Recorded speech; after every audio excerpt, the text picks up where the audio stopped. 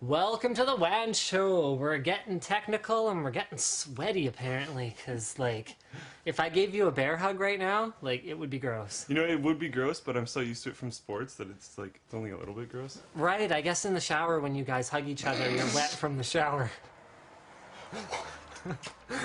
Wow. You know, I never... Like a minute in. I don't think we're a minute in. I never actually played a sport that involved, Neither did I. Like, group showers. Neither did I. Well, I mean, much to my regret, because... Actually, I guess... Yeah, I did. Football. You played football? Actually, football didn't, out of all. No way. Yeah. How does football not involve group showers? It was hockey. Football is all about, like, the bum slapping in the showers and stuff, is my understanding. Everyone drove home sweaty. Everybody. Hmm.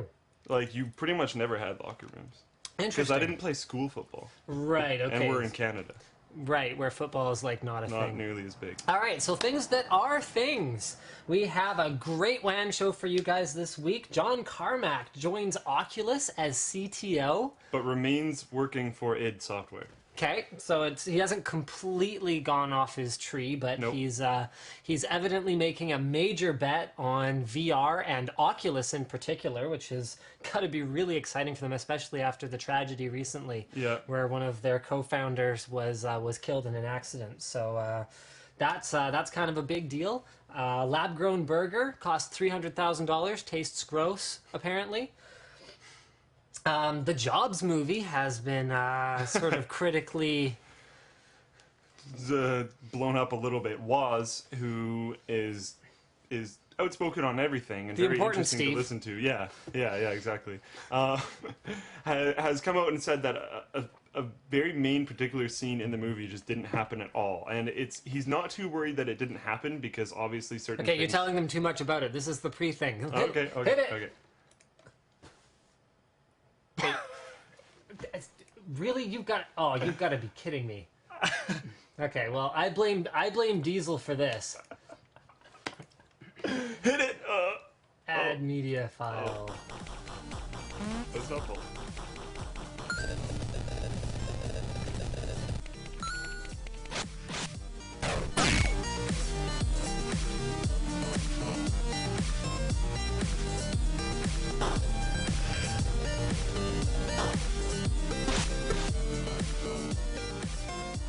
Without further ado, it's August 9th, 2013, and I don't have my headphones. Yes! The green machine is attached to my neck, which will obviously contribute to the sweatiness. Our special guest today, if you guys don't already know, if you didn't see the YouTube announcement, is the one and only Josh from Fractal. Josh? Yes, Josh. Well, he works for a Swedish company. But he's not. But he's not Swedish. No, he's about as American. I just found out he lives in Iowa. Yeah. Yeah. You just found that out? I had no idea he lives in Iowa. I knew he was somewhere east of here. That's not really saying a whole lot.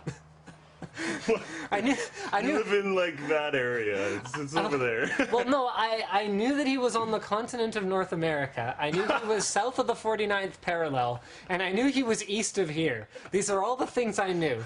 At any rate, Josh is one of our favorite industry affiliates. He's the former CEO and president and whatever he wants to call himself of Biohazard Computers, which was a boutique system builder that actually did some really crazy stuff. I mean, when we talk about boutique system builders, we're talking paint jobs, we're talking like water cooling, we're talking like all kinds of cool stuff. Yeah, no, Josh was much crazier than that. Phase change, all that kinds of awesome stuff. So, should we jump right into it? What do you want to hit first? We have so many great topics today. We can jump right into the top of the list if you want to talk about cellular companies in Canada. Did you put things in order this week? A little bit. Because I'll be kind of impressed if you manage to do that. It has an interesting flow where it mixes it up, so if people want to see a range of stuff, all right, give them a range of stuff. Cellular companies in Canada are crying foul about the Canadian government facilitating the entry of Verizon Wireless into Canada.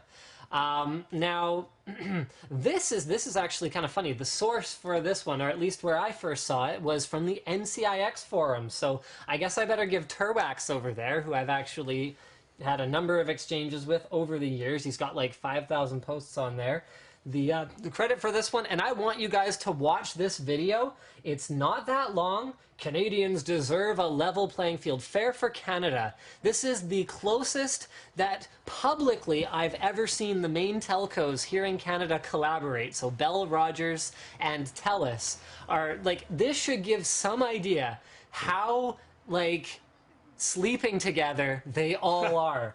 Because it didn't take long to get a nice, schmexy looking little website about how it's totally unfair to allow another wireless player in.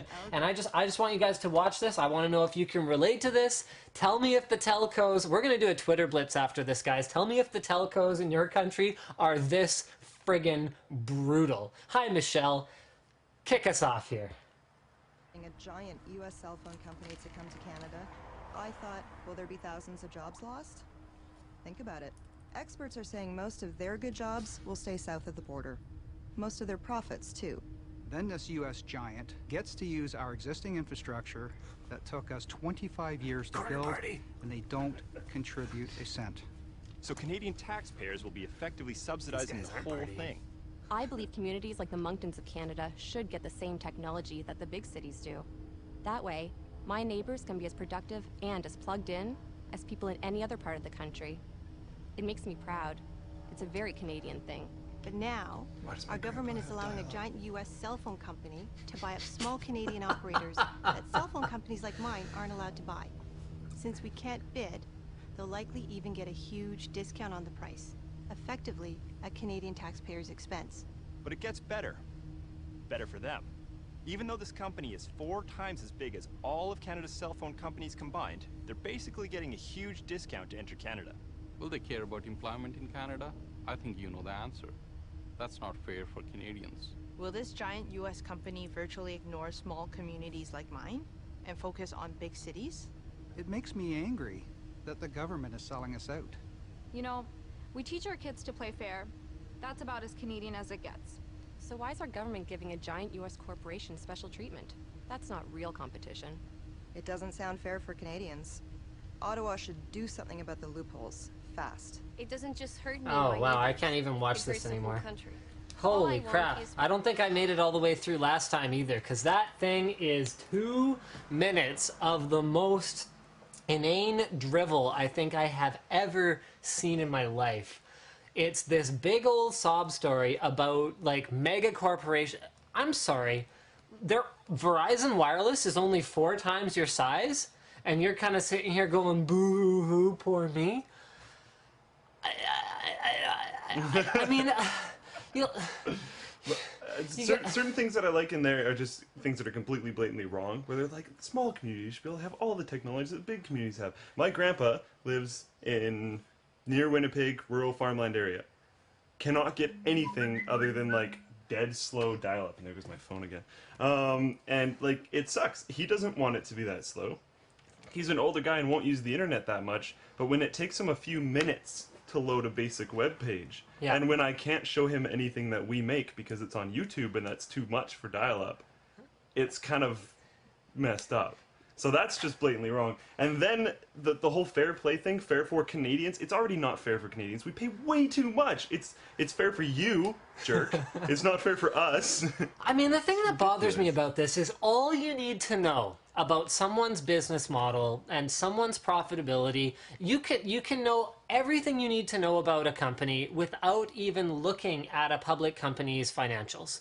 If the local sports arena is called the Rogers Arena, then Rogers had way too much money left on their balance sheet, knows they're going to have way too much money left on their balance sheet for the foreseeable future, and needs a major spend that they can just kind of, well, justify somehow, because naming sports arenas is a terrible, terrible, terrible ROI, and is basically just a way to burn money so that it kind of goes away quietly. That should be all you need to know about how much of that money could have been spent on the infrastructure that would bring, oh, I don't know, higher speed internet connections, better cell phone reception, more advanced technologies, whatever else the case may be, or improving customer service, which, quite frankly, out of all of them, the ones I've had the best experience with, at least on the cell phone side, has been Bell and Rogers.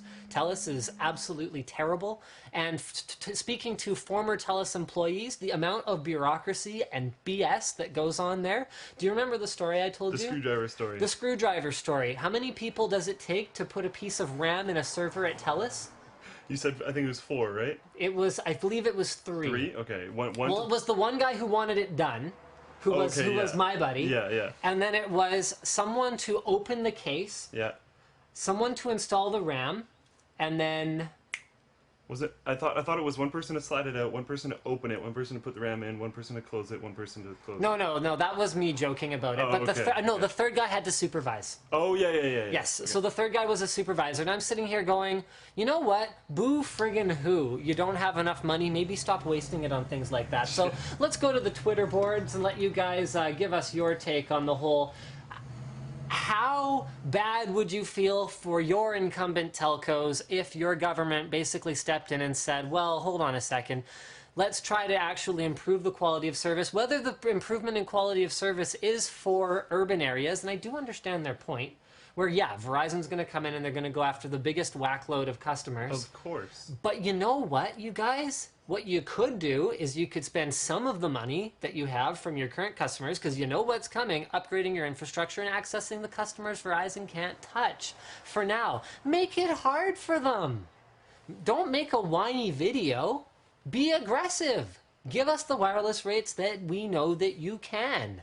To clear some things up, the auction that they're talking about, the unfairness that they're talking about, is for the 700 megahertz spectrum. New entrants, so say Verizon, are able to bid for 2 of the 4 blocks of the new spectrum. They're like allowed to bid for 2 of them. And incumbents or current ones are only allowed to bid for 1. Each group that's already here is only allowed to bid on 1. Verizon would be allowed to bid on 2. That's what they're so mad about. And they're butthurt because they're not allowed to bid, because that's anti-competitive that we're not allowed to bid. What about all the little guys that you guys drove under by overbidding for any existing spectrum that has been up for auction over the last however many decades? It's been pretty much impossible. It's been impossible for anyone else to get involved unless it's mandated by law, such as that local cable company, Delta Cable, where Shaw's not allowed in that municipality for whatever reason. I'm not quite sure what it is. Yeah. But the reality of it is, these are the same things you guys are all complainy pants about that you have been doing to other companies for all of these years. So... there you go. That's what I had to say about it. All right, Twitter boards. Been on holiday for a week with no phone or internet. Hey, speaking of things that telcos need to get into the whatever century we're in about, the fact that you being on holiday... Why is this all glitching out? That's kind of weird. Screen region. Let's try that again. Add screen region. Roaming charges. If that's not a, archaic thing. Yeah. Oh. Like, if that's not a bunch of, like... skeevy executives sitting around a table sort of behind closed doors collaborating and colluding to keep rates as high as they possibly can. I don't know what is.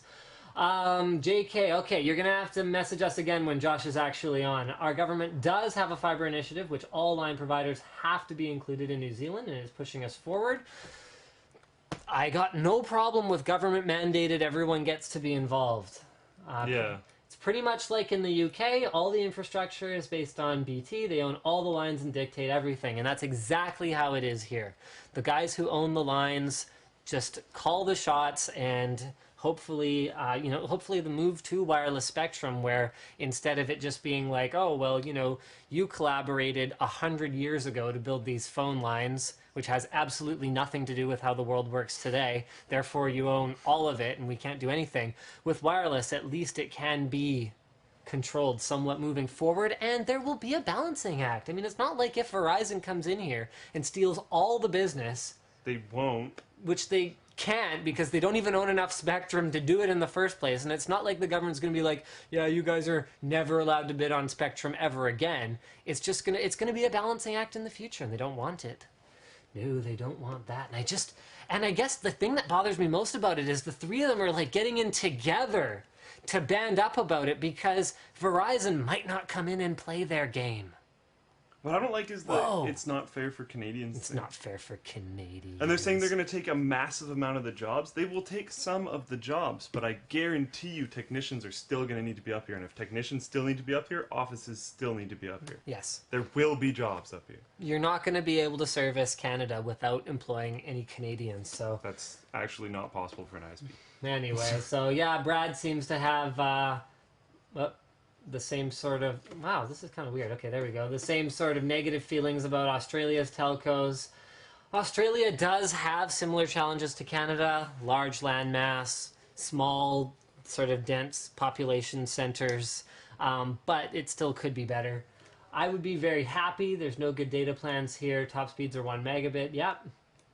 Bring on the competition. The Canadian telcos need to man up indeed. August 9th. Way to go. You did it again. And I'm in the I say boo-hoo, and I'm in the Maritimes. Indeed. You're brutal, dude. Okay, I know this is safe to click on. You guys may actually love this. Here, hold on. I'm going to see if I can find one. There you go. So one of our viewers has acquired a Pikachu onesie. So go ahead and burn him on that as much as you want. That's awesome. But I think it's awesome. Do you think newer FX 8350s will be worse overclockers now that the best chips are being badged as 9590s? That is actually a very good question. We should probably talk about that later. You want to throw that on the dock while I continue the splits? Sound card for HD 558. Anything from ASUS's Zonar line would be a great option. You don't necessarily need one with a beefy amp because that is not a high impedance pair of headphones. Perhaps they should pull their fingers out of their collective butts, I think is the word you were looking for, instead of complaining like spoiled kids. Yes, indeed. What are my opinions on the new LG G2? I don't know. I asked for an eval unit to check out and sort of nothing ever happened, so I don't really have much of an opinion. I'm looking for a beast card to hang any game. 780. Hard to go wrong with 780. However, one of our topics later on is the rumor that AMD's Hawaii series GPUs may be coming soon. So stay tuned for that. Was that an Aperture Science water bottle I saw you drinking from? Yes, indeed it was. Hydrogen monoxide containment unit, I think, is the terminology we're looking for, not water bottle. So there you go. Let's see if we've got anything more. A little bit more on the Twitter Blitz. 4K content needs at least 20 megabit per second down. I'm all for more competition. Help us get closer to the awesome I want. Indeed. Someone says, refresh XSplit. And what is that blue/green light on the Vengeance box behind Slick? I got no idea. Yeah, I don't know. All right, 4570S versus 8350. Those are very different chips. The 4570S is super power efficient, and the FX 8350 is anything but. Super not. Yeah, it's like super power. Like just super power man. Like pedal to the metal and efficiency to the winds. So I guess decide what you want, and then buy that. What do you think of deleting the chips? I think it's kind of risky. Cool though. Seriously, America has this stuff too. Comcast pretty much has its own region, while Verizon doesn't come into my region. It's that whole territorial monopoly thing. So you know what?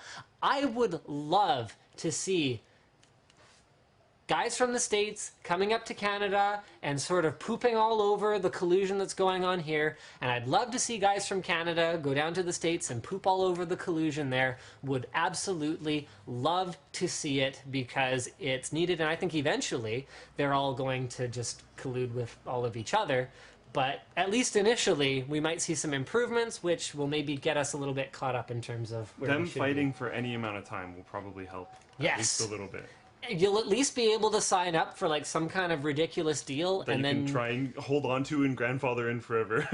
Yes, that is the secret. I mean, honestly, okay, I'm putting on my my old NCIX hat for a bit. When Newegg launched in Canada, we were pooping bricks. Leading up to that launch, every day was another conversation about sort of, what are they going to do to address sort of the differences in the Canadian market, because we knew things they didn't. In fact, NCIX still knows a whole lot of things. I can look at Newegg's offering and I can go, yeah, they clearly haven't figured this out yet about the way business works in Canada. And anyway, we were pooping bricks, and that was scary. And when when Newegg launched in Canada, NCIX countered with one of the most aggressive sales in its history as a company. And customers don't always understand how much it costs to put on a sale, because it wasn't Black Friday, it wasn't Boxing Day, there weren't manufacturer rebates that we were able to leverage. It was just, okay, well, here's all of our money. Just here you go, customers. I guess we don't need this anymore. and then Newegg's grand opening sale was pathetic. It was like some outdated Phenom was like. I remember yours. The highlight. I took some of that NCX money. Yeah, I bet you sorry. did. That was a crazy sale. I took a lot. I think I built 2 computers for other people out of that sale and took some stuff for myself. Yeah, it was. I'm not even kidding. Oh, it was like bat crap crazy. So I don't remember where I was going with that, but yeah. Why don't we move on to our next topic, shall we? What do you think we should do next? Maybe a tech topic? For a little while. Sure. I like that screen one. If you want to talk to, because we should be getting Josh on here soon. Yeah, let's get Josh going soon. Where is the screen one? Amazon working on Paperwhite. Oh, okay, that's your topic, so you better throw that up on screen. You better cover that one. All right. So Amazon's working on a new screen technology. This is an article from quartz.com, qz.com.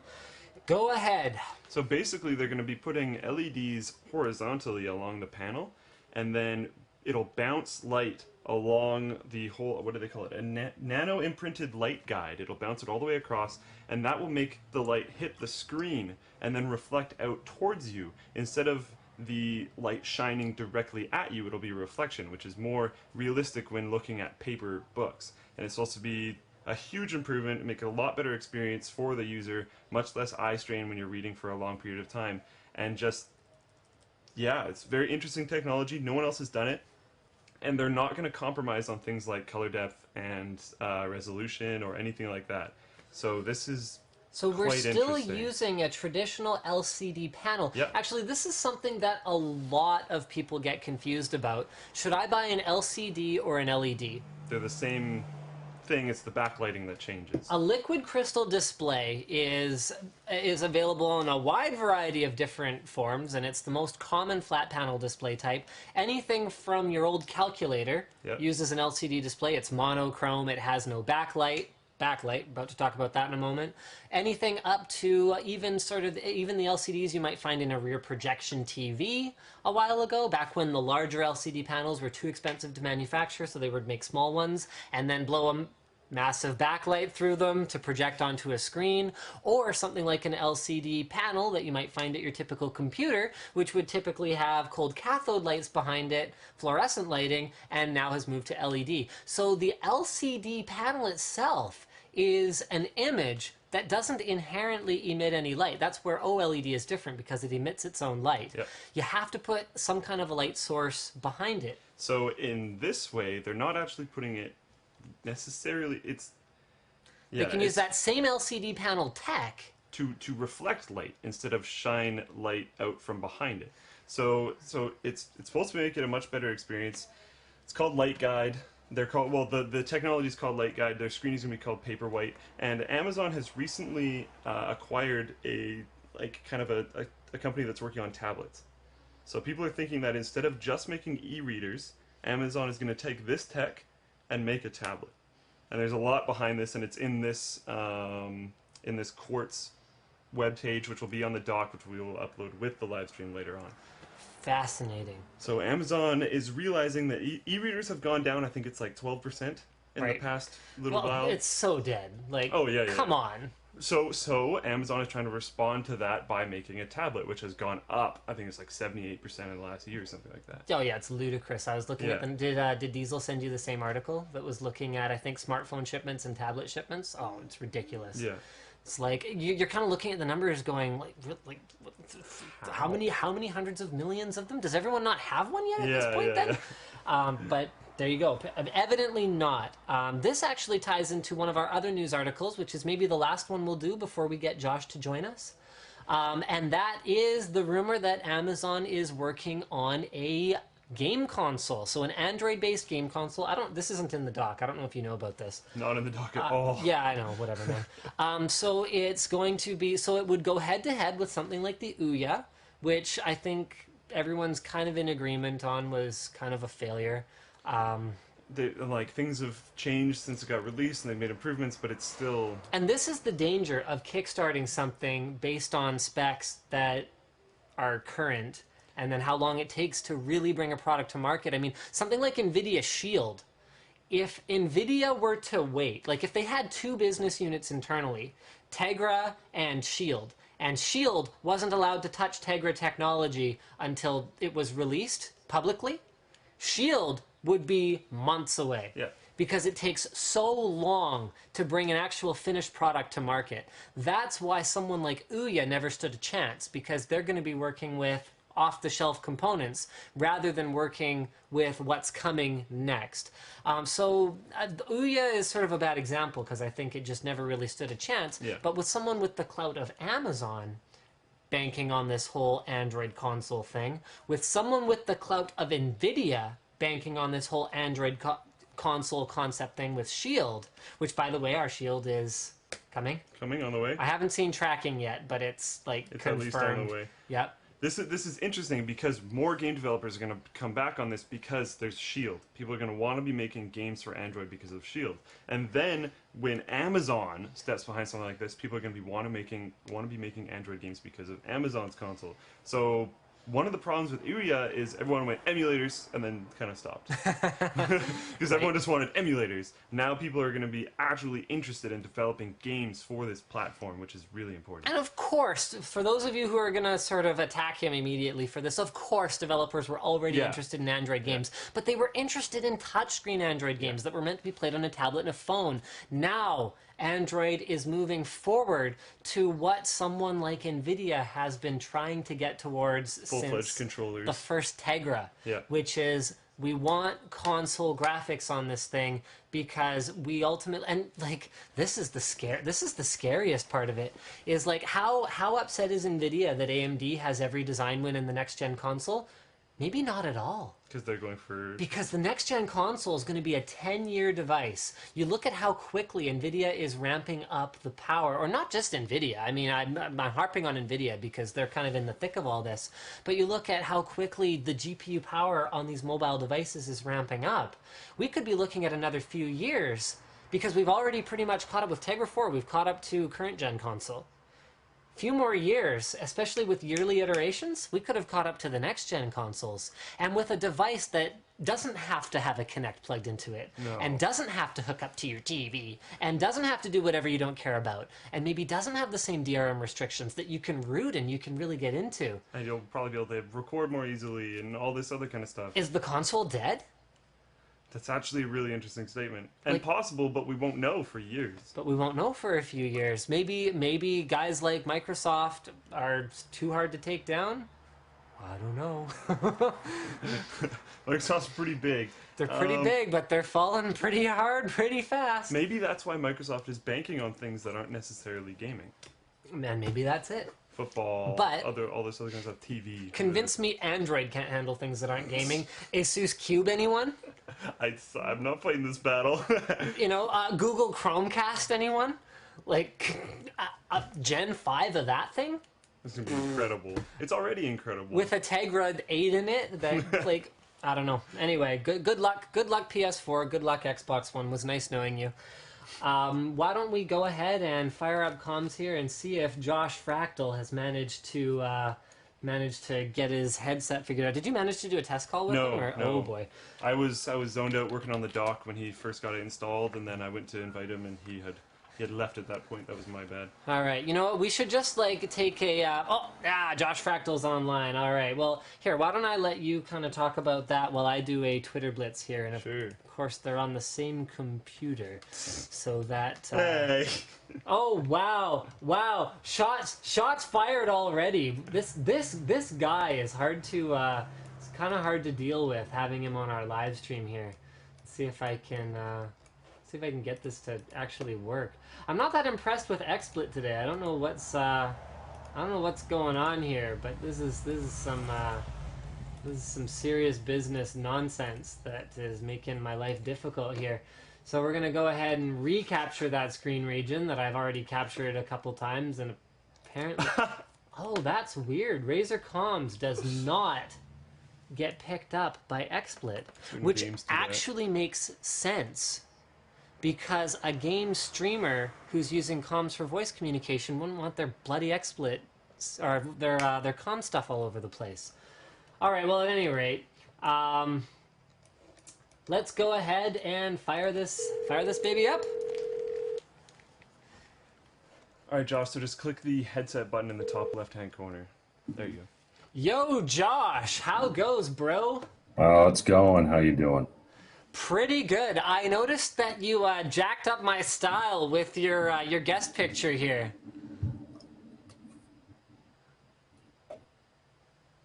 And Josh is listening to the stream, not to Razer Comms, so he needs to go ahead and turn off his stream so he can talk to us. Already did, Josh... man. So you think I jacked your style? You hardcore jacked my style. I was the first one to do a picture like this, obviously. Yeah, except for Steve Jobs. Yeah, except for that guy, but, I mean, what did he ever do that was... He probably wasn't the first one to do it anyway. Well, yeah, you never know, but I mean, he made it popular and sexy. I mean, and he probably trademarked it, so we're both going to get sued. Yeah, I actually did worry about that. Like, I wondered if it was okay for me to take a picture of myself being all, like, glasses and... Maybe, like, the particular finger orientation made it a curved design that they could patent. Yeah, I think your pinch zoom in your chin in that one. I'm not quite sure, though. So how are you? How's Fractal? How's business? How's the PC industry? And how is it, do you cry yourself to sleep at night because you don't still run your own company? Biohazard, I think it was called? Oh, man, we're starting quick, aren't we? First of all, I guess I'd like to be the cool one and say happy birthday to Fatal Flex. They've been posting over there in the comments. So can you guys give them a shout-out for me real quick? Shout out! Happy birthday! See, there we go. No, work has been good. Work has been busy. You know, obviously got back from Computex where we partied it out for a little while. I mean, worked very hard. And then, you know, we got, oh man, it's just, if it's not one thing, it's another, but it's going good. It's good. It's good. Yeah, you guys have done some LAN presents recently. Oh, so for those of you who don't know, this is Josh from Fractal Design, formerly of Biohazard Computers. He is an enthusiast at heart. This guy has done more hardcore stuff with PCs than I have done. That is for certain. And he works as the, what's your title? Like lapdog to the president of Fractal or something like that, North America? Well, it was going to be just taller than Linus, but that didn't really narrow it down at all. I mean, that's a pretty broad category. So, yeah, VP of Marketing for North America. That would be my official title. All right, so do you want to talk Fractal stuff first, or do you want to just kind of jump into some of the... I know there was that one topic that you were chomping at the bit to talk to us about. Do you want to get right into that? Yeah, it just depends. Do you have a 7-second delay? You might want that. Wait, what? 7-second delay so that you can bleep out swear words. Jeez. Oh, come no, on, it's okay. Linus. Oh man. No, let's just do this thing. All right, so this... I sent this to Josh, and I got back an email at, like, what is that, like 4 in the morning your time? Yeah, it was about 4 in the morning. Yeah, which was, yeah. Oh, that's perfect. Sorry. Yeah, no. I'm so excited now. Slick wasn't CC'd on the email, so here we go.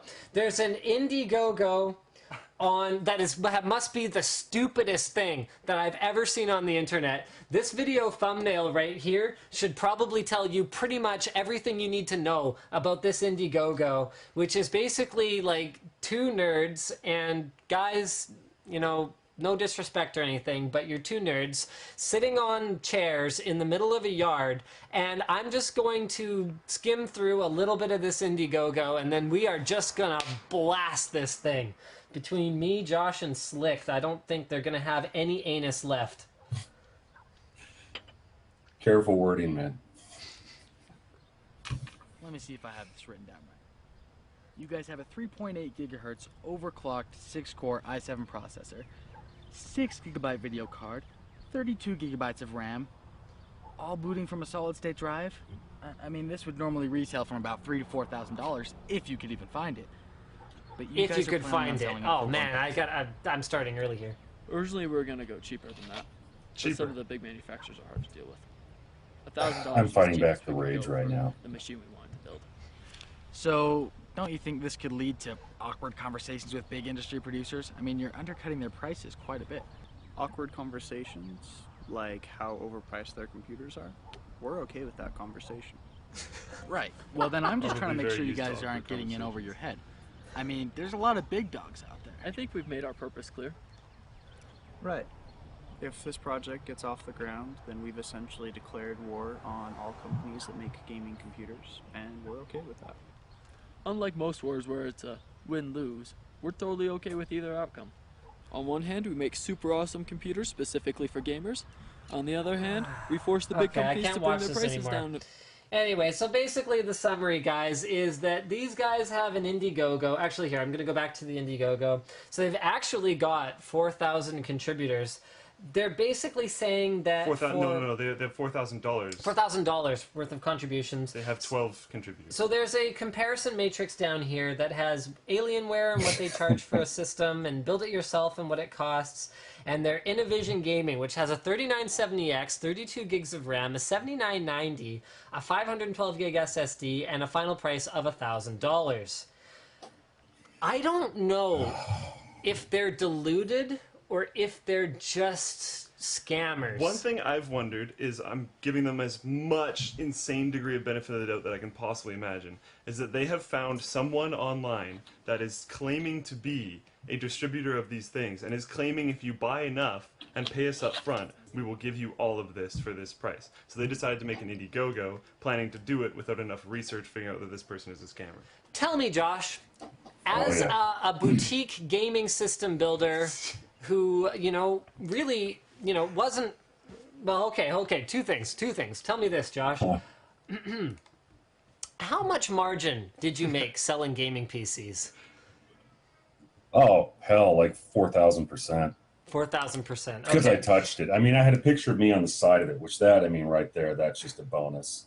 It's a work of art. But yeah, the thing is, like, you got to figure, I was definitely a high-end boutique, so our stuff was, very expensive. Our average box was like 8 to 12K. So we had sizable margin, and we were still at like 30-40% like above hardware. But you also got to realize when you're going into that level of boutique, the amount of work that goes into your overclocking it, your stress testing it. It's like that's the labor comes into it. Yes. And so hold on. I'm not talking gross margins. I want to hear net margins after you pay yourself labor, which probably isn't for that great of a salary. Oh, obviously I was worth so much more. That's why I moved on to modeling. But, after that dried up, I came back to tech. So I would say, at the end of the day, the problem was too, is, I own the company, so I starved myself, right? So I was probably maybe between 10 and 15%. 10 and 15% sounds about right. Which is not big margin. And that's a boutique. So to put that in perspective, someone like an NCIX might be making about half of that. So for those of you watching right now who think there's like massive margin in gaming computers, there is. But it isn't at the retailer level, it isn't at the distributor level, and it's not at the system builder level. It is at the manufacturing level.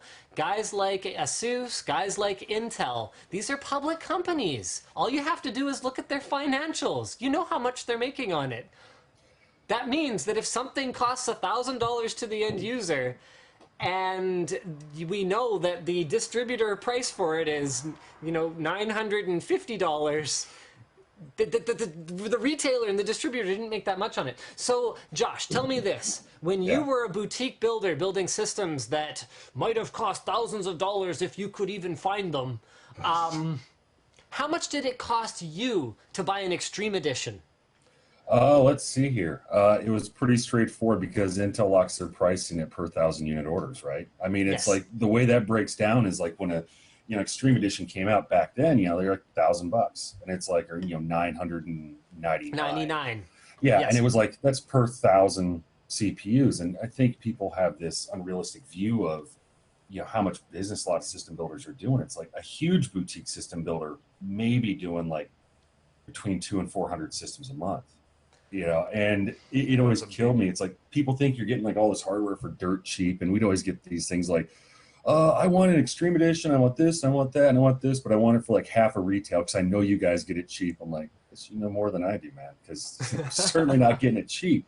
And that's why we went that route, is like, to make any margin on it, you know, you had to put some sort of spin on it. You had to do like overclocking, liquid cooling, stuff like that that people weren't doing. And, you know, people wonder, oh, how come there's always bloatware and crapware on PCs? That's where Dell and HP and the big guys made all their money. That was all subsidized. Like, they were selling half the time the hardware nearly at a loss, making up the money on, like, you know, Symantec kicking them $20 per system to or shipping, or the other little things that they could do that really helped that. Or, you know, even things like Office trials that ship on your computer. As enthusiasts, we kind of look at that and we go, ha, as if I'm going to activate it. But someone like my mother might actually do that, and that's where the margin on that PC, through an affiliate code of all things. Like, even someone like Acer has to make money through like an affiliate program for Microsoft Office on the computer that they shipped you. Yeah. Well, it drives me nuts that, you know, like, so these guys are obviously blatant idiots. I mean, it's either, so first of all, let's just start poking holes in this. I don't even know where to start because there's so much crap. It's insane. Like, okay, first of all, you know, we found that if we buy in bulk, we save. Gee, that's a unique business model that I don't know Walmart and everybody else has had since the beginning of time. Yeah, you know, I bet Newegg never figured that out about buying in bulk and getting processors for cheaper. Yeah, exactly. It's like, ooh, I'm glad you guys cracked this one and no one else has been able to figure it out. And then second of all, it's like, we started looking, we got these contacts in the industry. It's like, ooh, that inside track that you developed after a week and a half on Craigslist. You know, I don't know exactly where they think they got all this information. And then the other thing is, it's like, if we can crowdfund this, if we can all order these motherboards and these video cards, it's like, okay, what motherboard am I getting? You know, it's like, is it, you know, okay, what chipset, what manufacturer? I think that's the least of the holes in this. Oh, yeah. I mean, it's a big hole, though, but yeah, I agree. Yeah, like, what and here's the other thing. Is it? So, okay, like, another reason why, you know, any system builder has to make margin on it, it's like, who's going to support the damn thing? You know, like, it looks to me, I'm going to give them the benefit of the doubt. I think that they're not scammers. I think that they're morons. And what they think is that if they get, because look, they're asking for a $500,000 goal. And their campaign only receives funds if they reach it by the deadline. So it's not one of those blatant scam ones where they're like, yeah, we're going to keep the money regardless. So I think that they naively think that if they manage to put together 500 systems as a single order, that they'll be able to go to someone like Intel or EVGA or Asus or whoever else and say, hey, we're big shots. Drop your pants in terms of pricing for us, and you know, $1,000 is our budget, and that's a lot of money because we're 15 and or however old they are, and 18. We think whatever they think that $1,000 is a lot of money, and they think that they can achieve it that way, and it's just not going to work. Josh has built systems for people on an insane level. You've built systems for people. I've built systems for people. None of us made a ton of money off it. The first thing that I say anytime someone posts on the forum that their plan is to start a business selling systems is do it for fun. It better be a side job and it better be entertaining. Yes. I mean, you know, the overhead in it is ridiculous. I mean, aside from, you know, just the standard business model, it's like keeping up with high-end hardware. I mean, you know, working in front of the curve is, you know, ridiculously time-consuming. And, yeah, you know, by the time, like, you know, the Extreme Edition drops, if you're one of the high-end guys, it's like you're already working on the next thing. You know, it's like by the time it actually comes to market, you're like, okay, that's old. And, you know, I have to agree. I don't think these guys are scammers merely because a scam would be put together a lot better than this. I mean, this is like so bad, it's got to be, you know, blatantly real. Like, they genuinely think that they've stumbled across something and that they're going to be able to help people out. It's like, you know, a scam would be more believable, I think. That's how a scam works, you know? I wonder about the 4 people who have evidently bought it, and they've got a lot of perks at different levels that I'm also looking at going like, are you guys bloody insane? $25 for a 256 gig USB drive? $250 for a Sony 990. That was the main one that got me. Yeah, it's like, okay, on what planet? When are you planning to ship these systems? Like, if they're planning to ship the system in 2016 and they're just going to, like, troll eBay, okay, they're planning to ship them in October. But if the plan was to, like, troll eBay 2 years from now and dig up, like, you know, old Extreme Editions and stuff, this might be doable.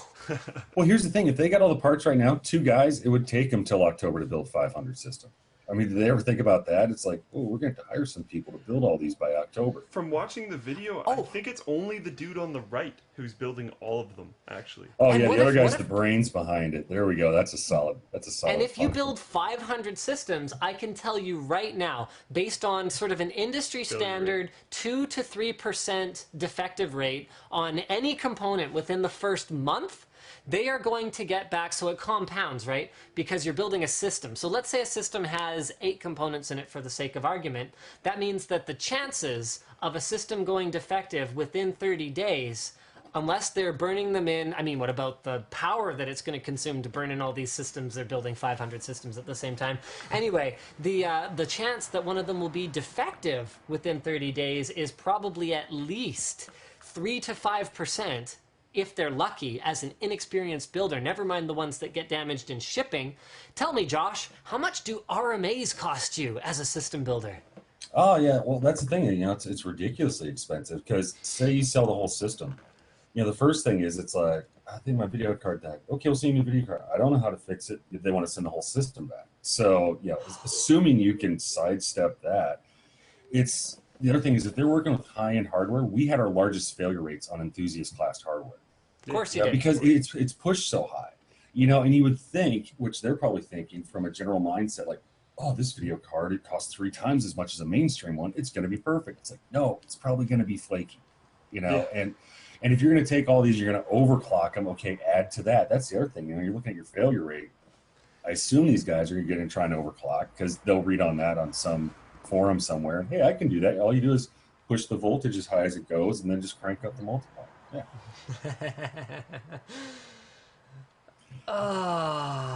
Yeah. Yeah, I could rage on this all night, but you know, if you want to move on, I totally understand. I just saw it and I was like, really, this is, and the scariest thing is that they've got backers already. Like, oh, I know. Is it like their moms? I'm hoping so. Could be. Considering the money we'll get back if they don't get it funded, it definitely could be. Another thing is, I think, okay, the guy on the right, I watched the video, I didn't pay way too much attention, but the guy on the right I believe is the technical guy, and the guy on the left I believe is the business guy. The guy on the left should be fired. Unfortunately, the guy on the left is going to have a really hard time finding a job if anyone Googles this, because his name is attached all over it. And the guy on the right is going to have a really hard time finding a job because I believe his name is attached to this as well. So if they try to look for a job in 22 days from now, when this fails, it's going to be rough if anyone Googles their names. I think you're giving them too much credit for the size and momentum of this project. I don't think anyone will ever find it. My thing is, I thought it was better without the video. Like, I watched the video and it got worse. I'm like, oh my God. I see what you're trying to do, but just fail left and right. I should tell them if they want to do a better pitch video next time, they should reach out to Linus Media Group. And we should just for lols, we should just produce the stupidest possible pitch. You know what? That would be kind of a fun project. Like, Indiegogo pitch video, like, fake sort of thing. I don't know if that's been overdone yet. Kind of, sort of did it, but not for jokes and it wasn't fake, but for the Kickstarter one that we did. We did a Kickstarter? No, we didn't do a Kickstarter. I didn't get any of the money from it. We did a video that got posted on Kickstarter for that thing. Oh, where I can't remember the name of it. Omni. Yeah, Vertrix Omni. That got posted on their Kickstarter and it worked really well. So I don't know. Okay, so anyway, there you go. You know what? Why don't we move into something else? I'd like to do one topic, and in the meantime, guys, hit us on Twitter at Linus Tech. And let us know what questions or comments you have for Josh. Remember, former boutique system builder, current VP of marketing at Fractal Design for North America. And always awesome. I'm sorry, what? And I'm always awesome. And always awesome. Right. And you're right, I googled his name and nothing came up. Yeah, no, that was not going to be a thing. All right, so Josh, speaking of staying on the sort of bleeding edge of CPU technology and all that crazy stuff, here's an article from WCCF Tech. I mean, these guys, I don't know, the credibility is sort of... I mean, they had an article about, I think it was like 12 or 16 Core FXs not that long ago, and now there's one about how they're possibly abandoning FX processors, APUs all the way. What's your take on this? Oh, you know, I don't know. I mean, it gets to a point almost, you know, with the big guys that you believe anything. I mean, things have gone back and forth so much. You know, I know APU is definitely a focus for AMD right now. As far as like abandoning FX, I don't see it being that drastic. If you look at the benchmarks, you look at like a lot of the forums, you would think that AMD is completely screwed because they don't win all the benchmarks. But like when you look at, you know, the buying public, like, hey, that's a cheap processor. I'll get that for my next build. That'll do what I need it to do. If I'm going to build, you know, my mother an internet and email machine, it's like, okay, fine. Yeah, I'm going to go for that. And I think that's... And it's called the Xbox One. Yeah, exactly. So yeah, I don't know. I don't put a lot of stock in it. I mean, that's the other thing. Okay, like what are the odds that website would have the scoop if that's what was really happening? You know what? I'm going to play devil's advocate here, and I'm going to say I think they're right. Because they've been falling behind. I mean, performance per watt, Opteron walked in and destroyed everything. AMD owned fabs at the time. They owned the technology. They had some serious business, you know, I don't know if you want to call it planning or luck or whatever word you want to use, but Intel was basically sitting on their butts, and AMD came in and whooped their butts in the server space, trickled that technology down to the desktop, and kicked some butt for a little while. Now, they haven't done that in a long time. AMD is more focused on that mainstream consumer. And you look at what they see as the definition of an APU. According to AMD, Core i3, Core i5, and Core i7 processors from Intel that have onboard HD graphics are APUs. Yeah. So you look at Intel, where they still have dominance when it comes to Xeon, when it comes to Extreme Edition, when it comes to workstation grade processors, they still have dominance there, and they're barely paying any attention to it. For AMD, is the overhead just too much at this point to even bother? Are they better off to just focus on the heterogeneous CPU or I guess I can't call it a CPU any, but a heterogeneous architecture that uses a CPU and a graphics type of processing in order to achieve what it needs to do? And are they right to bank on that in the future? Because is it possible that a quad-core CPU with a very powerful graphics processor on it would actually be able to outperform a more traditional 6-core or 8-core CPU in the tasks that we need? I mean, Diesel the intern was complaining to me the other day that his workstation doesn't support QuickSync, because now that technology that uses Intel's onboard HD graphics to accelerate video encoding is starting to show up in the professional tools. And I'm like, I thought I built you the beastest machine with a 6-core Extreme Edition and all this RAM and a Quadro, and you want a friggin' consumer grade device, because we're moving towards that being more practical for the future. And it makes sense. And to be honest, with them starting to rake in money on the console side, especially in the next upcoming months, and still bleeding money, they released a statement recently about how they're going to be profitable soon. Yes, they said next quarter. Maybe dropping certain segments will help them be profitable soon. Well, you know, I think that part of it comes into the fact that, like, certain product wings are just marketing wings. You know, I mean, you look at Halo cards and stuff like that. When you're looking at graphics, it's like, you know, Nvidia is not making their bank on Titans and 780s. It's amazing how many consumers think they are, but man, guys, they're not. Like, it costs 5 times as much as a consumer grade card, or, you know, a performance card. It's like, yeah, and you sell about what, 5% of what you sell in the mainstream. So I think 5% is very aggressive. Pretty aggressive. Yeah, and the thing is, like, so if you're going into like the nuclear arms race of graphics, it makes sense, because if you win that top rung, then you get every rung below it. So it's more of a marketing investment than anything else. And when you look at largely what the bread and butter, what AMD probably sells right now, yeah, it could make sense to I guess, you know, kill off the FX branding if they want to move more towards an APU, because it's also about application, right? I mean, it's like, if you say what has a faster 0 to 60, you know, Ferrari or a Ford F-150. Everyone's going to say Ferrari. It's like, okay, now do the same thing on a muddy road. Which one has a faster 0 to 60? So it's all about how you're tasking it. Like you said with Diesel, working with video, it's like, okay, yeah, that might have more raw processing power, but for what I use it for, this works better for me. Yeah. Yep. Although I'm trying to get away with throwing a Kepler GPU in his system because he's found a really cool plugin for Premiere that uses CUDA to accelerate outputting H.264 using the onboard encoder. But you know what he wants, right? He wants a Titan, doesn't he? And he wants both. He wants a Quadro what? and a Titan. Because Diesel, are you still here? Oh no, he's not here today. He can use one for one thing and the other for the other thing. He wants 2 graphics cards.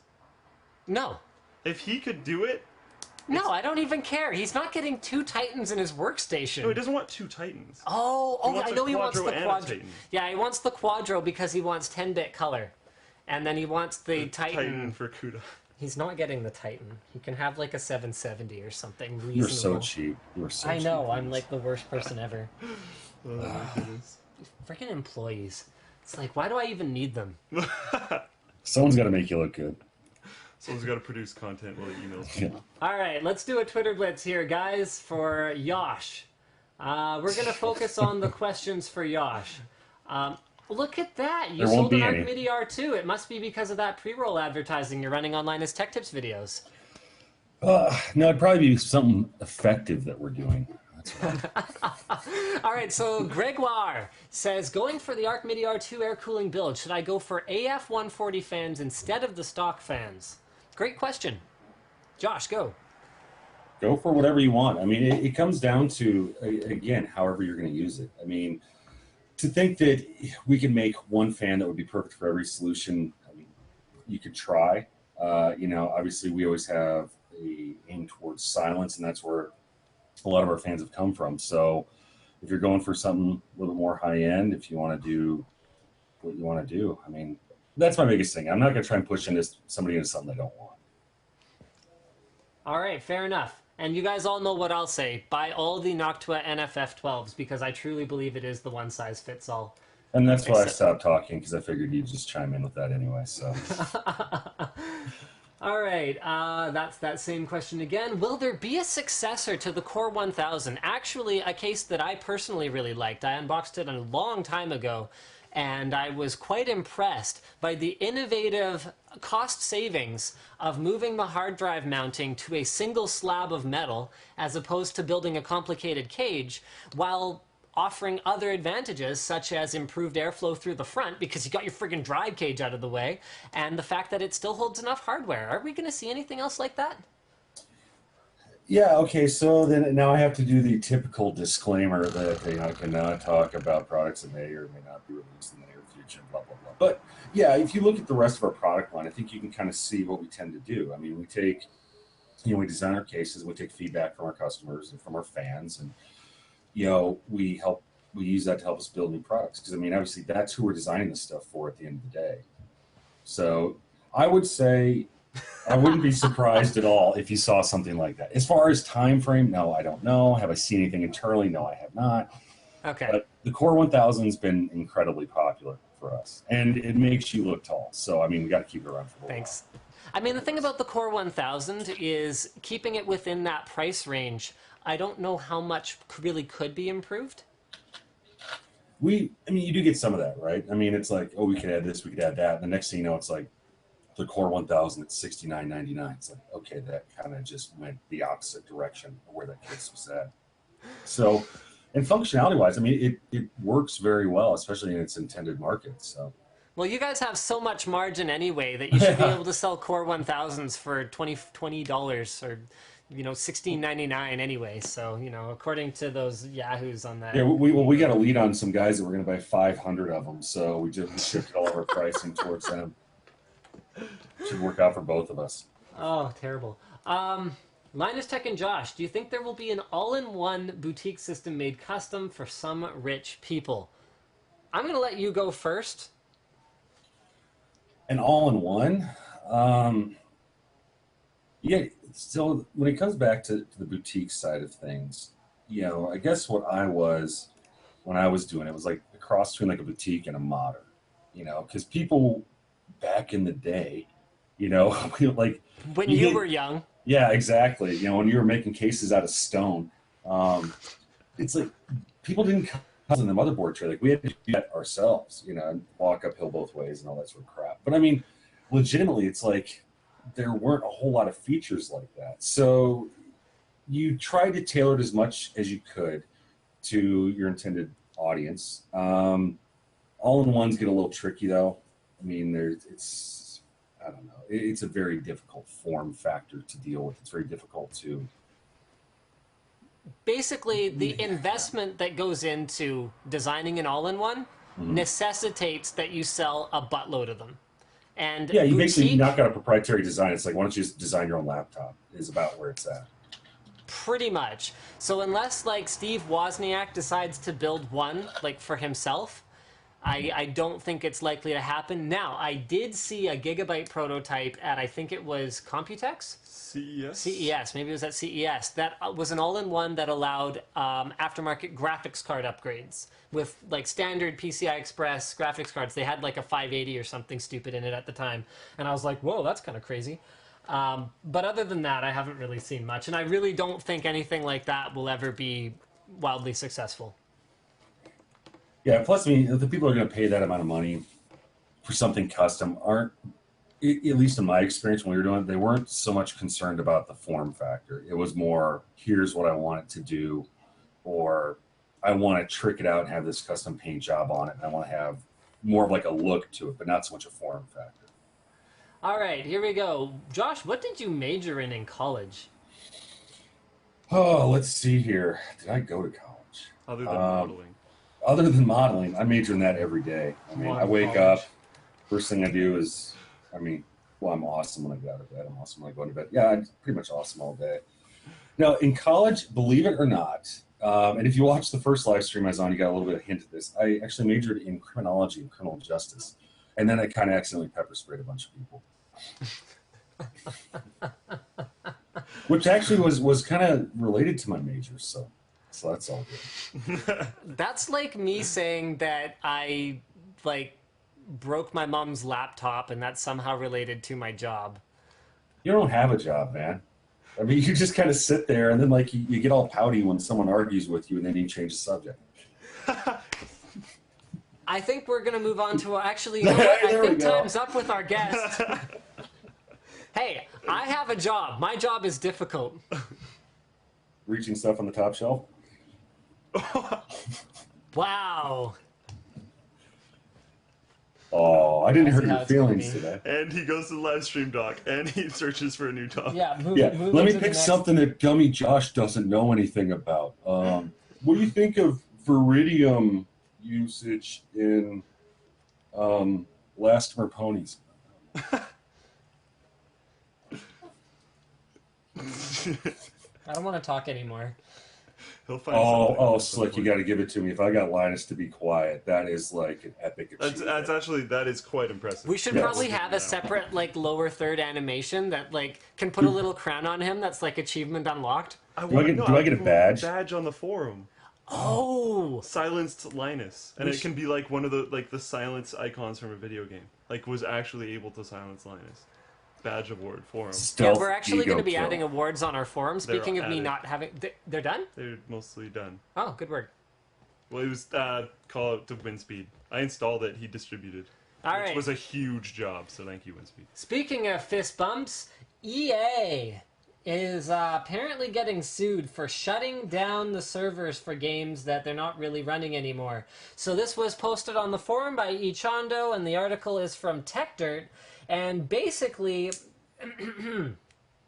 what's happening is Justin Bassett claims he bought several sports-themed games for Xbox 360 for about $59.99 each, relying on Electronic Arts' representation that the games were enabled for unlimited online play, but the games were available for only a limited time, he says. Had the plaintiff known at the time he would not be able to play the products online for a certain amount of time, he would not have purchased the products or paid the price he paid for the products.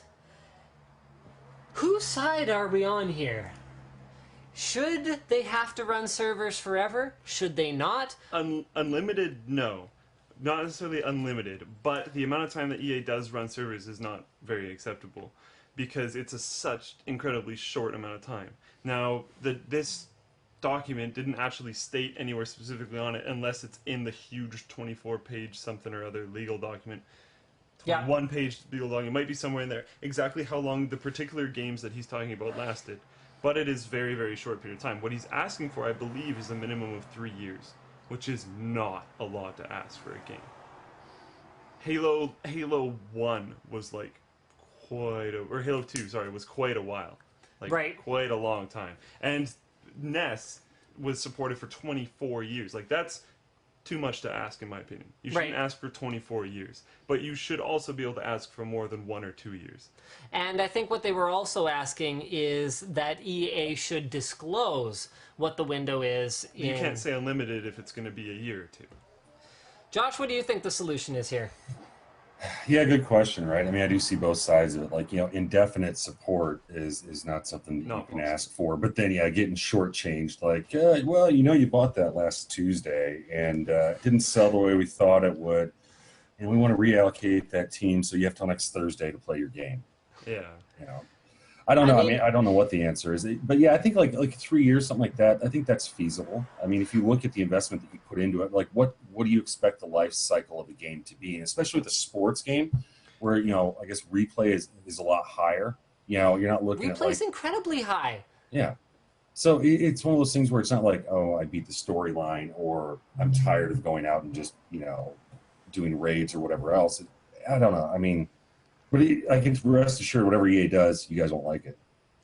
You know what? I think the solution that I would be happy with is EA running their own servers for however long they want. And then allowing other people to do so afterwards. And allowing third-party servers to be hosted, because that's the thing that kills me about it. We've got a lot of the Twitch chat going like, Counter-Strike's still running, Battlefield Bad Company 2's still running, Quake's still running, all this stuff's still running. And it's like, well, yeah, because the community is allowed to keep it running. That's the problem with EA's closed platform when it comes to server hosting, is that the game runs for as long as they kind of sit there and go like, yep. Okay. And this time it's not just an EA problem, just this EA getting sued, so it got into our dock. Well, EA is one of the worst offenders because they're doing yearly releases on their titles. I mean, if Blizzard had released, you know, 16 StarCrafts by now, I'm willing to bet StarCraft 1 support would have fallen away at some point. Whereas Blizzard releases so few titles, the overhead is, especially because a lot of their older library is old-ass games where the overhead is much lower. Yeah. So there's all of that. But EA backs themselves into this corner where realistically, if they were fully supporting with a BattleNet-like infrastructure every single sports game they've ever made for a period of like 10 years... Would it really take that much, though? It wouldn't not take that much, because even things like security patches, you'd have to have teams working on them. That's a good point. The security patches point is very good, but hosting the infrastructure, it's not going to take that much. Okay, that I don't think is the problem. The problem is the overhead. Yeah. People working on it, stuff like that. And that's interesting. And yes, I understand. And like I said, EA is not at all the only company that has done this and had problems with it. Yeah. But it's just, obviously, they're a huge company. They're going to come up in our dock. But... yeah. Every week. In other news, EA actually did something really good. Yeah, I'll bring this one up. But a little bit really good. It's down a little bit from the other one. It's still hey guys, community topics. What's up? I hate to bail, but I got to roll. So. All right, thank you for joining us, Josh. You've been a fantastic guest. Guys, I don't know about that. Let us know in the Twitch chat. I'm actually going to start asking Twitch chat to rate all of our guests on a scale of 1 to 5. You start with Josh. I'm starting with Josh. Yeah, exactly. Though, right? He's a model. Of course he's going to get highly rated. Models do not always get highly rated when they are, like, you know, sex toy models, because those pictures are gross, dude. What? You didn't know what kind of modeling Josh does. Yeah, evidently neither did I. But, you know, I'm glad I found out. Just because you're good with Photoshop, I don't know what posters you got on your wall. But you know, I tell you what, the next time that I do the live stream, because I will be back in person, and then I can turn around and look at your, I guess, homage to Tech Syndicate behind you there on the wall. Hey, it is always right outside the frame at all times. You know how Logan's always joking about he could potentially not be wearing pants? I could potentially have lewd photos of you, Logan, Slick, and every other industry affiliate that I've ever talked to just out of frame. Right here. What do you mean could? Right here, guys. And I could potentially not be wearing pants. Peace, Josh. Thanks for joining us, and we'll see you again soon. Sounds cool. I'll see you guys later. Thanks for having me. See me. you later, Josh. All right. So why don't we move on to our next topic, which is that EA sucks a little bit less. A little bit less. I don't give them that much credit for this. No, neither do I. That's why I keep on saying a little bit. Where is it? Ah, yes. Okay, I couldn't find it because it was hiding.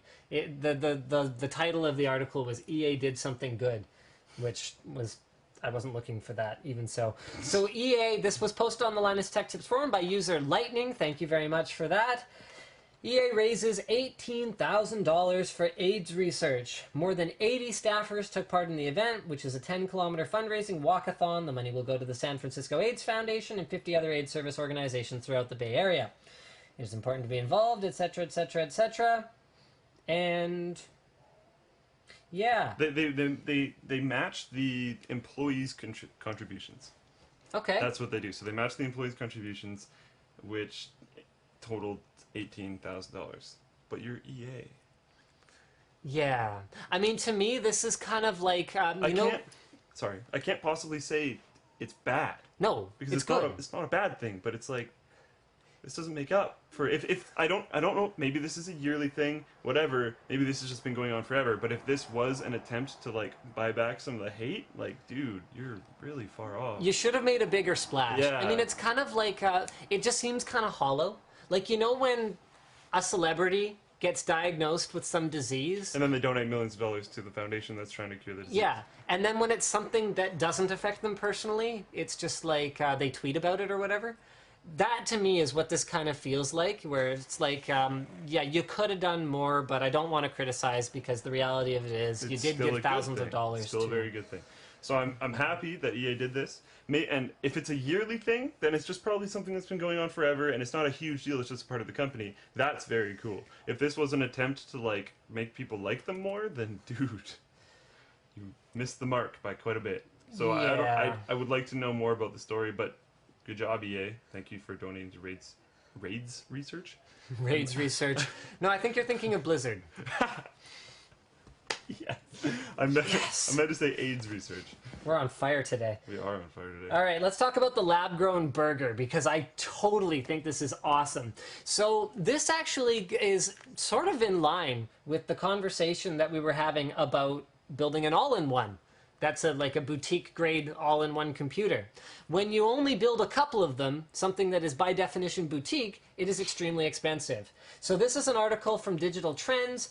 Unsurprisingly, says the headline, the $300,000 lab-grown burger. So this was made using 3D printing technology as well as simulated meat that was grown as opposed to... Actually, hold on. No, this one does use 3D printing or doesn't? I know there's something else that's... So, blah, blah, blah. Yeah, 3D printed lab-grown burger. To build what should be nutritionally and, in theory, taste-wise, beef. Yeah. So it cost $331,200 to produce. No one liked it, and it's kind of insane. But so here's the tweets from the BBC correspondent. Hanny says she expected texture to be softer. It's close to meat, but not juicy. There's no fat in the burger, so tasters say not the right flavor. Both tasters want ketchup. The lack of fat marbles means that the lack of savory, overindulgent finish that we've come to enjoy, that's a direct quote, almost direct quote from the article, is not there. We like fat. We like juice, and it's not fat and salt and fat and salt all and those juice. Good things. And this is a health-focused 3D printed burger. Yeah. I'm sure if they see, another thing is if you look at the picture, there's bun, patty, tomato, lettuce. Yeah, they probably could have dressed it up a little more. Throw some mushrooms on there. They could have put ketchup on it. Like this is kind of a fun article. I don't know if you read this, but they've got other ridiculously expensive foods that you could have bought instead. So 331 golden opulent sundaes, which is like expensive chocolates, gold-covered almonds, chocolate truffled candies, fruits, and topped with a 23-carat edible gold leaf. You can get diamond-encrusted sushi. You could get 331,200 McDonald's cheeseburgers. Which would kill you. Yeah. I mean, yeah. whatever. All right, moving on to our next thing. John Carmack joins Oculus as the CTO. So we were talking last week, I think, about how Nvidia is making their own virtual reality headset.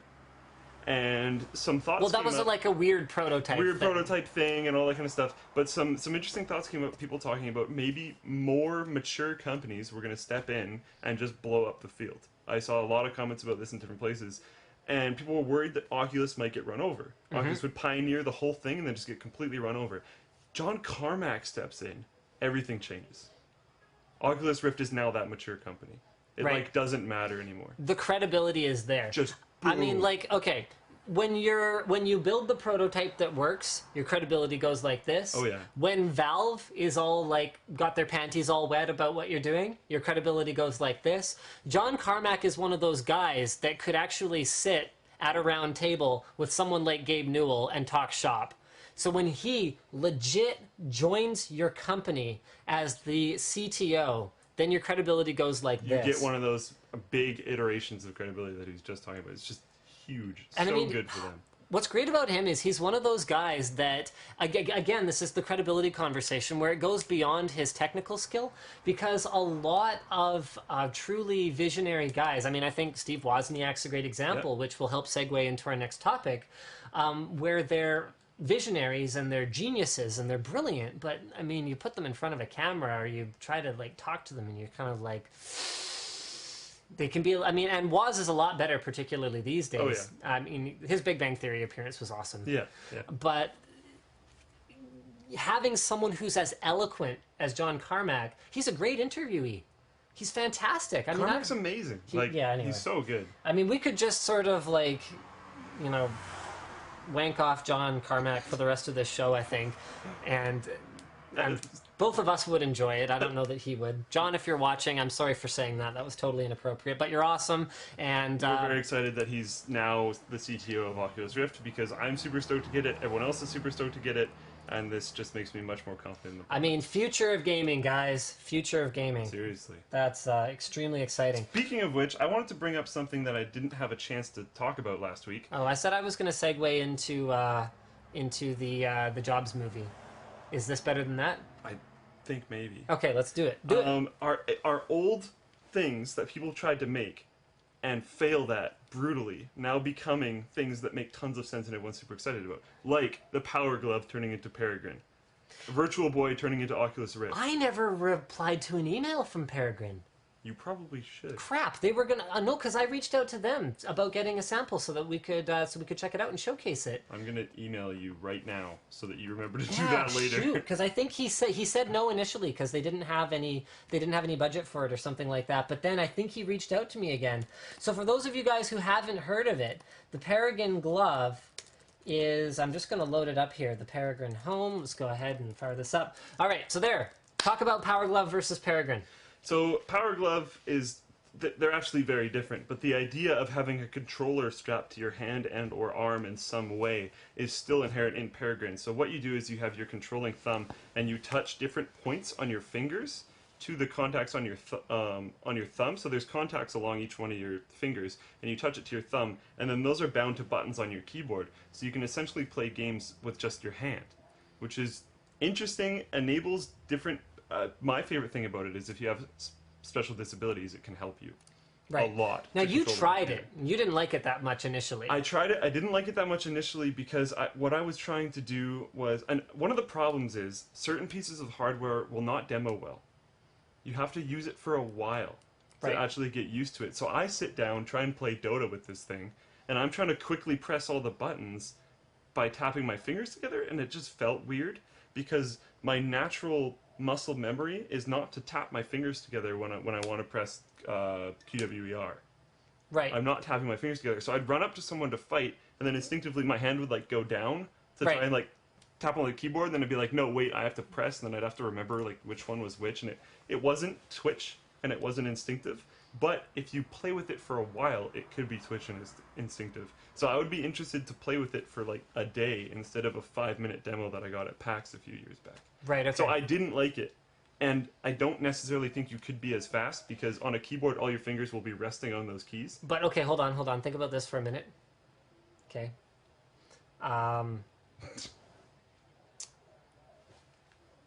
Oculus. Combining, I know, exactly. Peregrine, and then something like Leapfrog. Yep. Combining everything together. Yeah. All these technologies coming in at one is going to make them all stronger. Omni needs other things to be awesome. Oculus doesn't necessarily need other things to be awesome, but raises up so much when you add other things to it. So, I don't know. No way.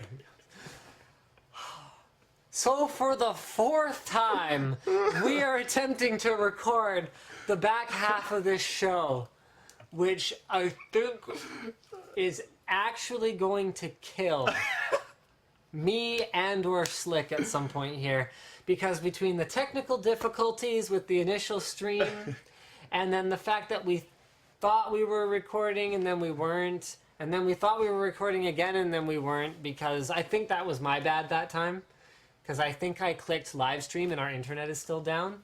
Okay, and then live stream usually does both, so you thought it would be fine. So I did, like, I was on autopilot. I very rarely use the local record feature because because this is supposed to be a live show, but it's not, apparently. Not. So back to Ashton Kutcher? Back to Ashton Kutcher. Anyway, we left off with the Peregrine, where the clip just kind of dies. And basically we're excited because Peregrine is a glove that you can use to interact with your computer and with not a keyboard. And that plus Leap Motion is cool, and that plus Oculus is cool, and the way it all integrates is going to be cool.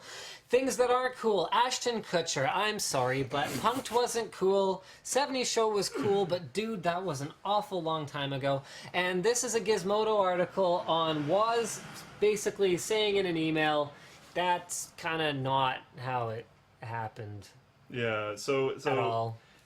I want to jump in right away on something that it took me a while to remember before, but in spite of the fact that it's in your notes for this topic, you said it the first time, you said it the second time, almost forgot the third time, and then the fourth time I'm opening with it. Opening with okay, hit me.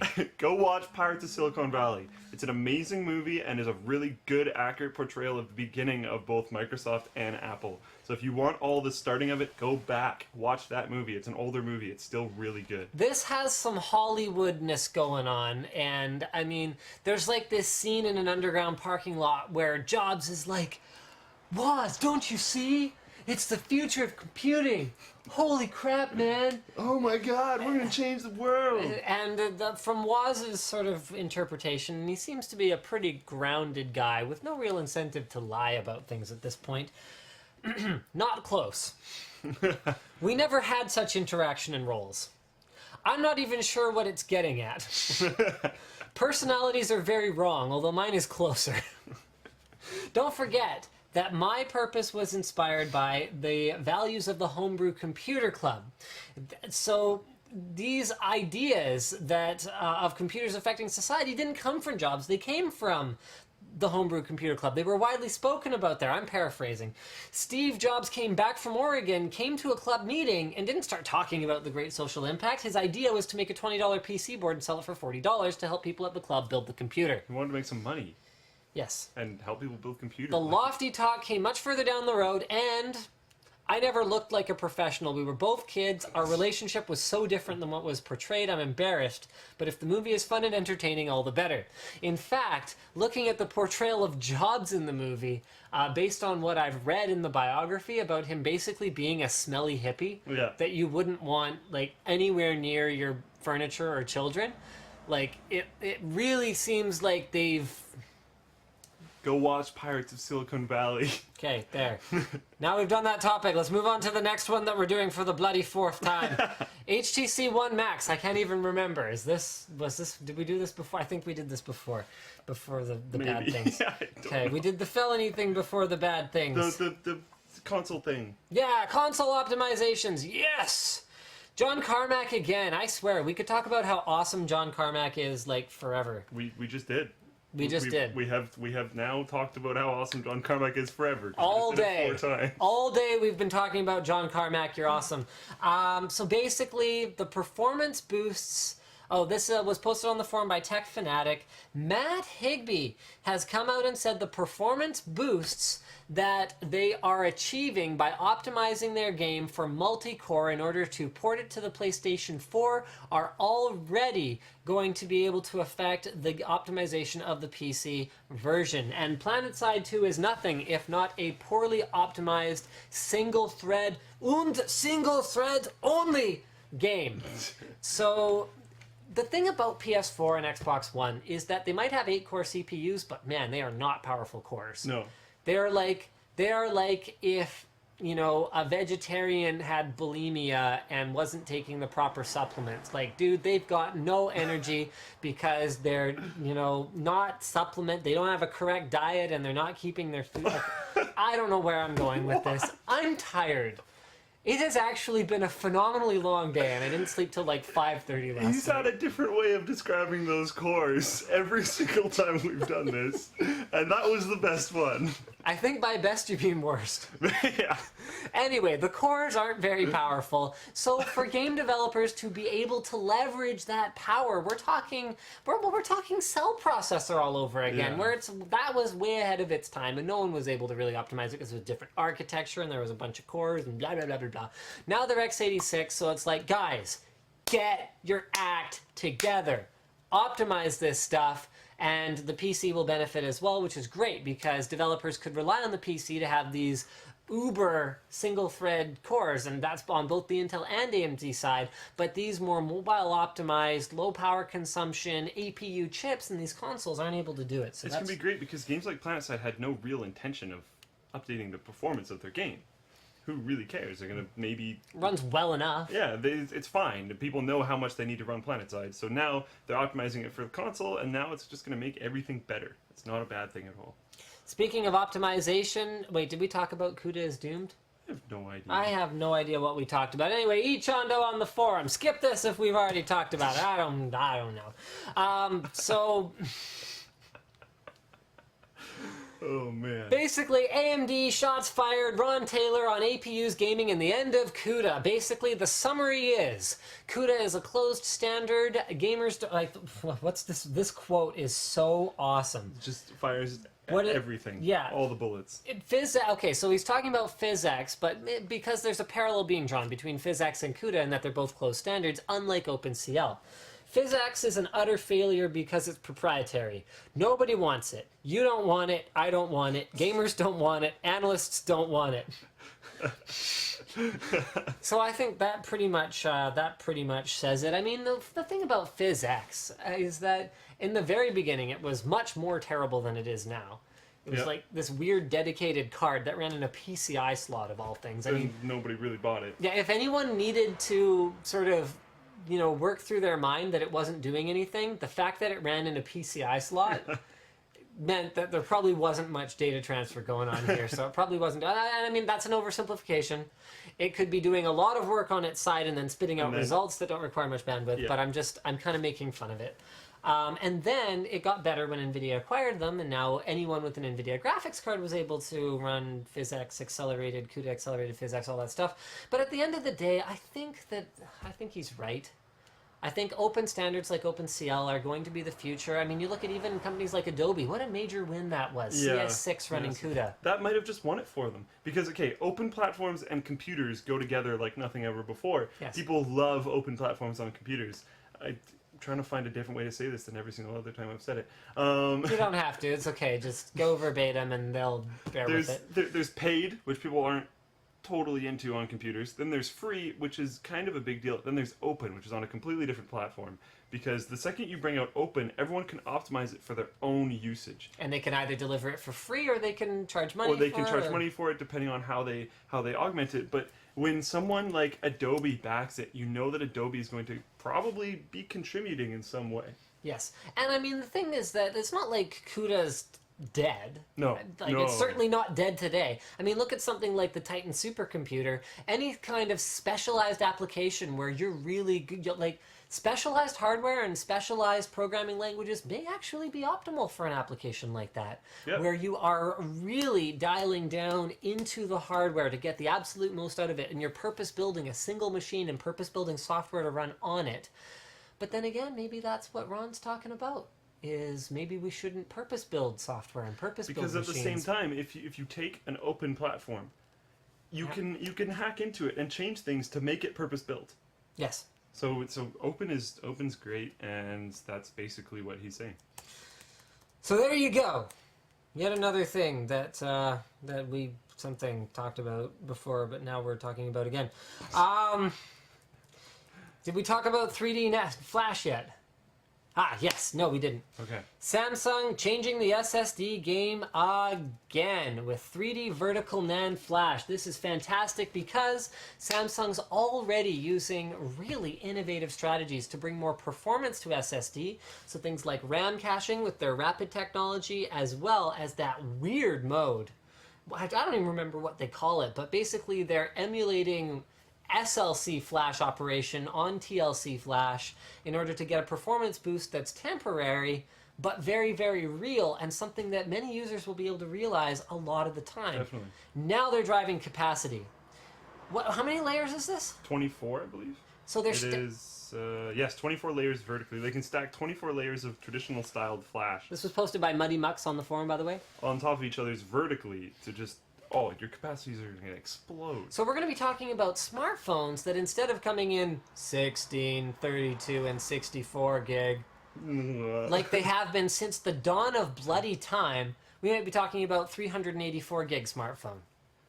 Aw, yeah. I mean, come on. Like, iPad 1 had the same capacities available as iPad 4. Which is brutal. And you look at Apple, they actually are trying to drive things forward. Yeah. Look at how quickly they launched iPad 4 after iPad 3, because we can. We can build something more powerful, so here it is. Does it bone people who just bought an iPad 3 a little bit? Oh, I don't know, maybe. But they don't care. Here's a higher resolution display because we can. Here's a more faster processor because we can. And I think if they could deliver higher capacities while maintaining their lucrative profit margins, they would. This will enable it. So, yay. Stacking stuff. Find another topic. Go. What have we not talked about? Nvidia tablet market thing. Yes. Yay. Nvidia diving into tablets beyond Nvidia Shield, which hopefully ours is going to arrive soon. So what we were discussing was how Microsoft tried to dive into tablets, and it was a very, very bad thing. Very, very bad thing.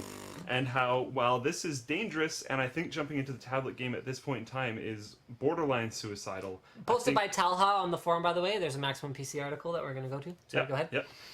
It's borderline suicidal, but if someone's going to do it, it might as well be Nvidia, because they're going to gain some experience from their Shield, and they're going to get more developers looking into building that style of Android game, not necessarily touchscreen Android game, and then they're going to come out with a tablet. And that tablet will probably, like here, controllers, whatnot, like it's going to be Tegra 5, it's going to be gaming. And I mean, you look at what they're doing on the software side as well. It's more than just the hardware with these guys lately. And I mean, that's what, and it's funny because that article has a link, or has a picture of the Razer Edge. And that's another company that's trying to differentiate based on not only hardware but also software. So you look at what they're doing with comms, which, by the way, guys, we are powered by Razer Comms. Download it here if you haven't already. Try it out. It's free. It's voice chat software that doesn't require any kind of server or any kind of complicated setup. And anyway, that's what Nvidia is doing. Shadowplay, GeForce Experience, it's more than just FPS now. Yeah. And the built-in H.264 encoding in Kepler may be a big part of this upcoming tablet. I fully expect them, you said that was the picture of the Razer tablet, and yeah, but I fully expect them to have some type of controllers. Oh yeah, I wouldn't be surprised at all. Probably similar to that style or something like that style. And I mean, with H.264 encode, like with Shield, you're able to use a Kepler-grade GPU to push to it, and it can decode it. Yeah. But this is an older architecture now at this point. Whereas if we have a Kepler based on the tablet, now all of a sudden standards like WIDI that are, I mean, come on. Put up your hand if you actually used WIDI at some point. Other than at work, no, so I'm not going to put up my hand. So, okay, WIDI, you look at devices like Chromecast, we might be looking at, with built-in hardware encoding, ways to stream much higher bitrate, much higher quality video streams with dumb dongles on the other end. And by the time that rolls around, we might have a next-generation Chromecast or something like that that's a perfect match for it. Yep, definitely. Extremely exciting. So, if anyone's going to pull it off, probably Nvidia. Probably Nvidia. So, it's still crazy. Yeah, it's still insane. But they could do it, which is cool. Was that all we did before build logs, or did we do more? We had the Radeon 9970 Rumours. So this is the Volcanic Islands series of GPUs, which is sort of appropriate because per Mersu's post on the forum, the rumor is the 9970 will have a 300 watt TDP, which actually, if that's true, I can't imagine that's true. That should exceed the PCI Express standard, I believe. I thought it was 275 max. That's interesting. I didn't even think about that. I could be wrong. But anyway, huge TDP. This is the rumored card. The code name is Hawaii. There's also a rumor that they're going to launch it in Hawaii. It's like a special press event. That would be kind of cool. Prepare your water blocks. Oh, seriously. Says the post here. I did. We've talked a few times about how water cooling not being as big of a deal as it was before. On graphics cards, it's becoming a bigger deal. Hello, yeah, exactly. Titan, this. Speaking of Titan, the rumored performance is that it'll be around 5% faster than Titan. So while we can't confirm nor deny the rumors, because we actually don't know, there's a lot of stuff in here about specs. So they're claiming 1 gigahertz clock speeds with 4,000 shader units. Effective memory clock of anywhere from 6 gigahertz to 7 gigahertz, 512-bit bus, 4 gigs of GDDR5 memory. I guess it's kind of in line with, even though we can't confirm or deny, kind of in line with what AMD's been doing. It makes sense. They slashed pricing on the 7990. Got that driver out, slash pricing. I don't know if you saw Netlinked, but there was a 7970 for like $329, which is pretty cheap. So it is pretty cheap. Yeah, it's looking like they're adjusting pricing in their product stack to make room for these before they even arrive. So, yeah. It could be a very exciting time for graphics cards over the next little bit here. Graphics cards have been really exciting for a little bit. And AMD has been kind of doing things a little differently. Like coming out and saying, no new GPUs this year. And then releasing one like immediately with the 7790. That was a different architecture. And then like it's like September, which is last time I checked in the same calendar year as like February when they were saying this. I says, pardon? It's like, guys, when does your year start? Yo, dogs.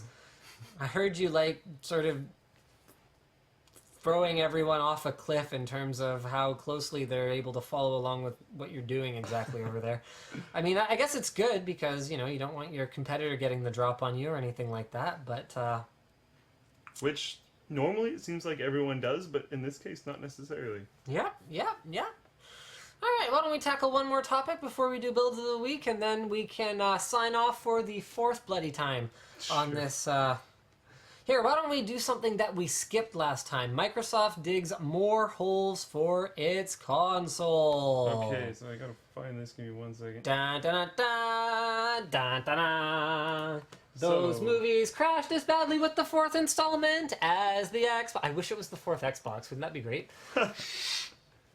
I love Harrison Ford and Indiana Jones as much as anyone, but speaking of which, Harrison Ford is apparently going to be in the new Expendables movie. Really? Yeah, Bruce Willis was asking for $1 million a day. They offered him $3 million for 4 days, and he held out, and Stallone replaced him within 72 hours with, on his Twitter, he was like, a better actor, a nicer guy, and then he said something on Twitter about how, like, being lazy and greedy is a bad career move or something like that. So, well, this is supposed to, the whole idea of Expendables was they were just screwing around, was it not? The first movie was terrible, so they couldn't have possibly been trying to make a serious movie. It was supposed to be just, like, everyone getting back together.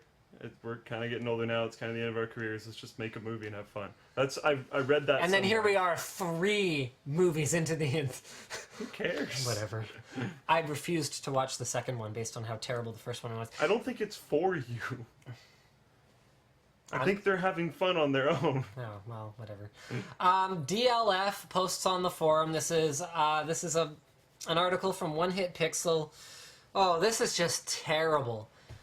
Because game streaming is such a big thing.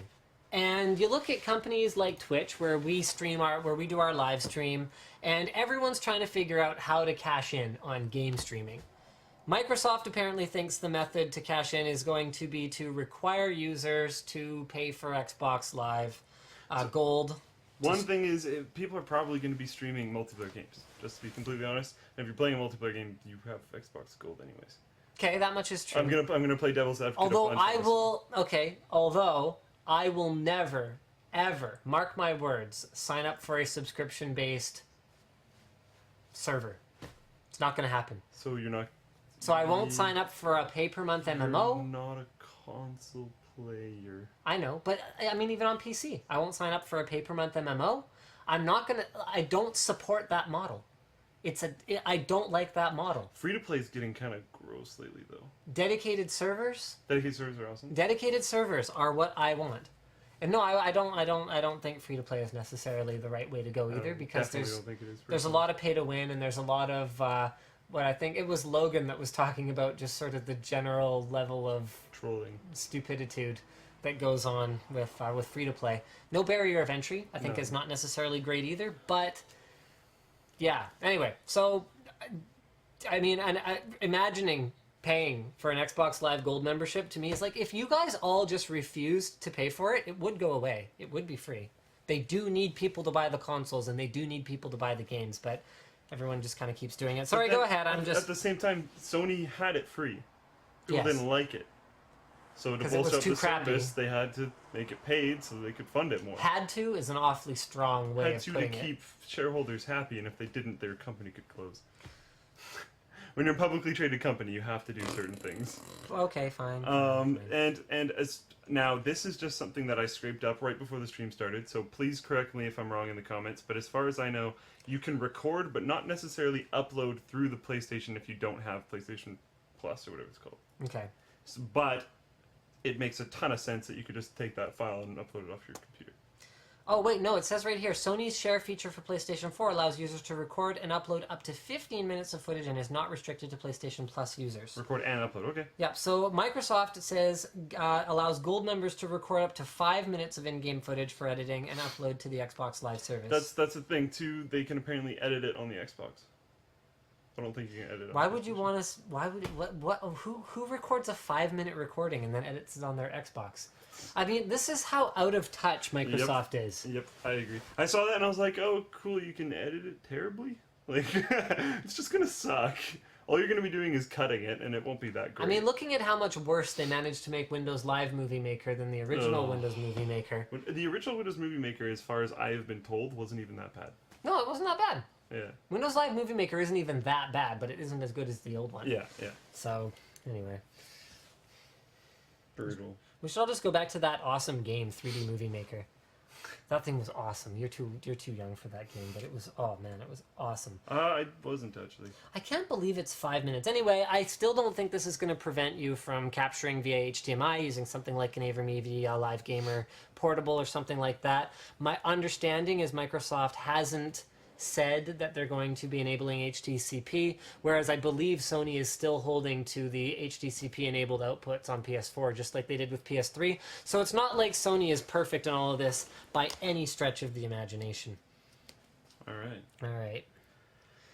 Now to build logs? We're going to keep going. We have a few more topics. Yeah, we do kind of have a few more. CBS blocks online subscribers from watching their content if they use Time Warner. Dirtbags. This is, like, totally not okay. Nope. To put it in sort of the most... this is posted on the forum by Echondo. Holy crap. In response to Time Warner cutting off access to CBS in a few major markets today, CBS has retaliated against Time Warner Internet subscribers by blocking access to popular CBS shows currently available to watch on CBS.com. This, my friends, is an abuse of power and is nothing to do with the way that the internet should be working. Internet service provider, I mean, we're not even talking traffic shaping anymore. We're talking about outright, that's my competitor, and I want people who support my competitor to be punished. Punishing your customers, or anyone else's customers, punishing the customer, is it... I'm just mad.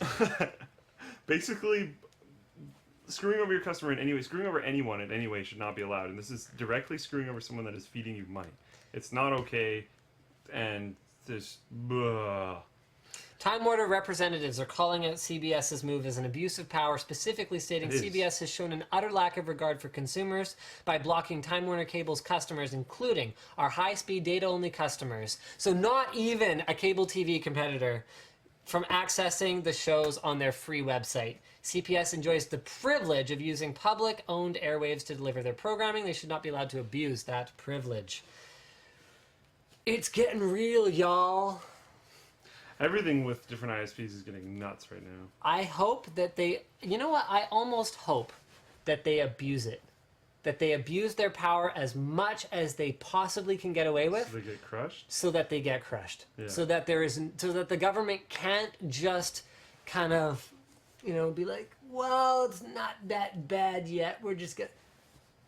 Just crush them. You know what? I hope that it gets to the point where a third of the subscribers in the US can't access a third of the other websites because it's not being served over someone's pipe or someone's butthurt because someone else's hub is, you know, has bandwidth being used. I hope that they get that petty about it so that this all just goes away.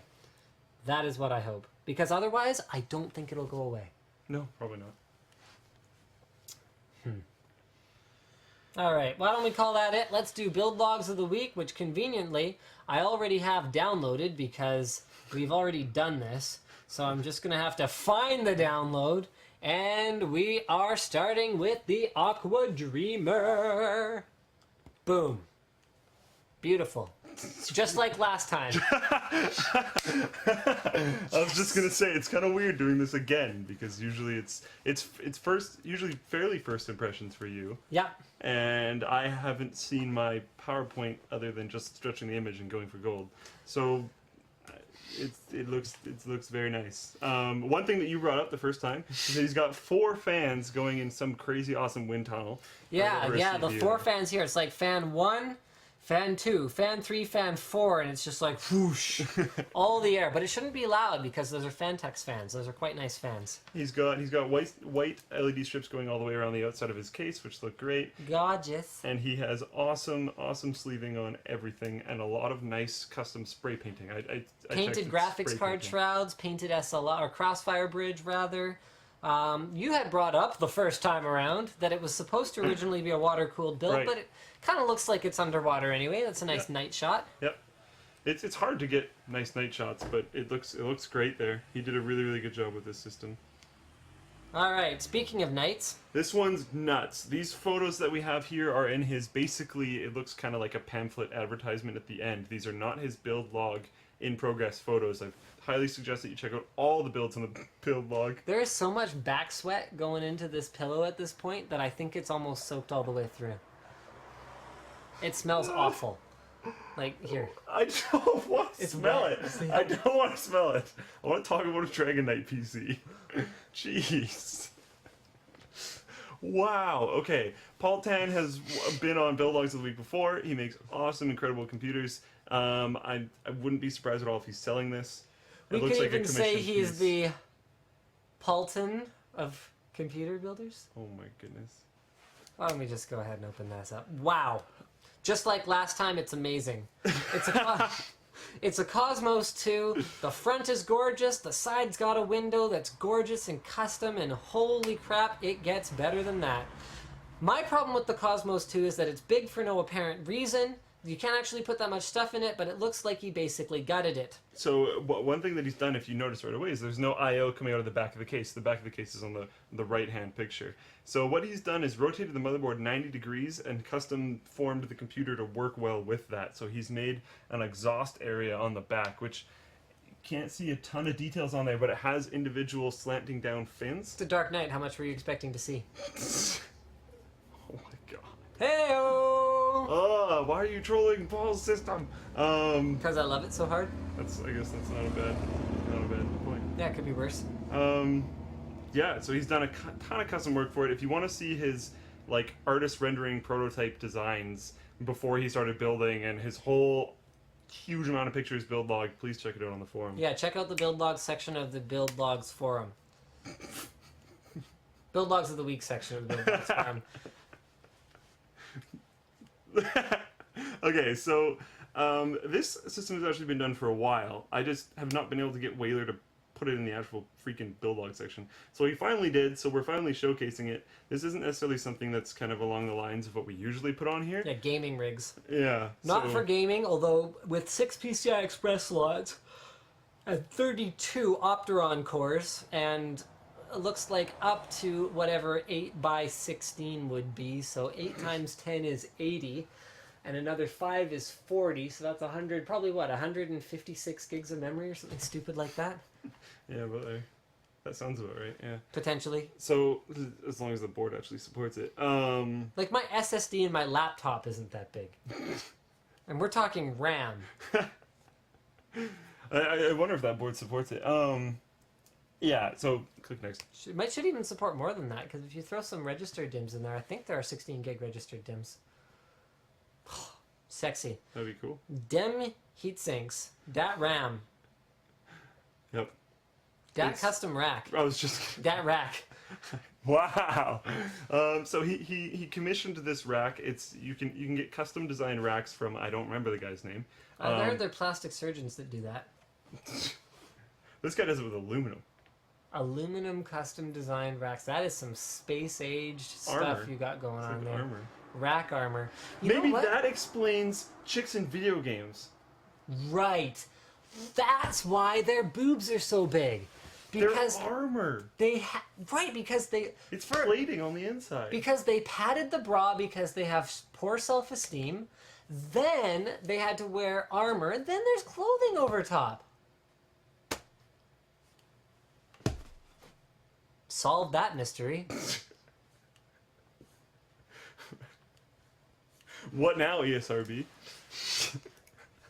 Anyways. Sorry, we've done this a lot. Had to make it interesting somehow. This is a freaking awesome build, and I'm super stoked that Whaler did it, and this is purely for folding, as far as I know. I don't think he does anything with this system other than fold.